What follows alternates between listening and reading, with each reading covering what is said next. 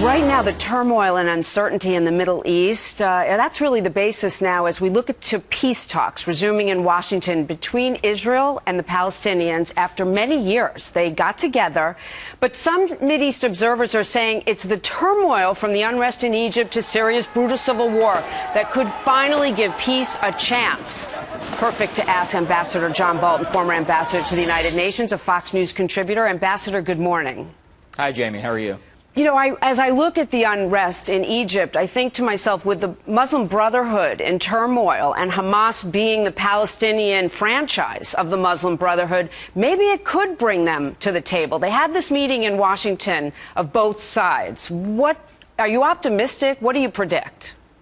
Well, I'm not optimistic. I think this meeting in Washington is intended anyway to focus mostly on logistics and to plot out what the next 9 months of talks are supposed to look like. But the fact is that the basic positions of Israel and the Palestinians remain very far apart, other than a lot of time and effort to get them to sit down in the same room at the same time.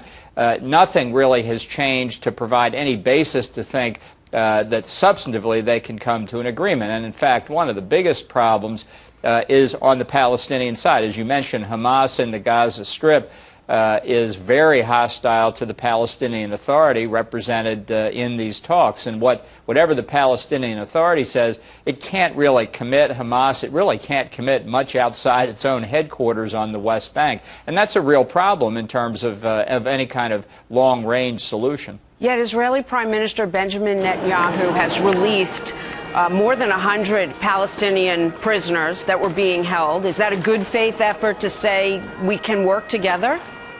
Well, I think it's Netanyahu's bowing to American pressure and to Palestinian pressure, and I think actually it will have a negative effect. Number one, it's obviously very unpopular inside Israel, and I think while Netanyahu's saying, look, I did this to satisfy the Obama administration, in fact, in Israeli domestic political terms, I think it constrains his options on other issues. The Palestinians are ungrateful that all 100 are not going to be released at the same time. One of their leaders, in fact, called it a form of blackmail, that they're being released in tranches.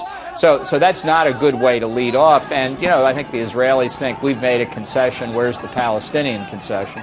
So Secretary of State Kerry is saying that we're looking for a reasonable compromise between the two, and he's named Martin Indyk, who has twice been the U.S. ambassador to Israel, to basically be the envoy on this. And for the very first time, he has said, Ambassador Indyk, he believes that peace is possible. Is he wrong? Yes. Because the fact is that it's not the skill or lack of skill of the American diplomats involved. It's the geostrategic realities that Israel faces and the Palestinians face. You mentioned at the outset the turmoil sweeping across the Middle East. That's one of the reasons nobody's particularly paying attention to the Palestinians. They are not a priority. And for Israel, they are faced with far more dangerous threats from Iran's nuclear weapons program. So it's hard to imagine a less likely time, I think, for there to be any progress on the Israeli-Palestinian front. It's interesting. That wasn't what I really expected, your take on it, because one observer, at least, has said that when you have this much unrest and violence in an area, the Middle East, it wouldn't be in Israel's best interest not to step forward. And with Hamas being weakened, basically, by the Muslim Brotherhood not having the control that it did with the military moving in Egypt, it would be the perfect scenario for them to at least move somewhat further toward peace. Well, actually, it's a good opportunity for Iran to step back in and supply Hamas, as it has in the past, with weapons and finance to pose a threat on Israel's southern border in case Israel's looking at a possible military strike against Iran's nuclear weapons program.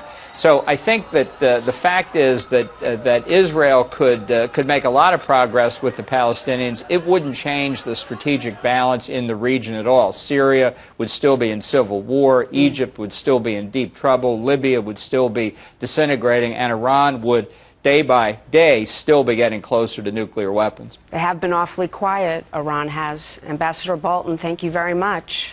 Thank you, Jamie.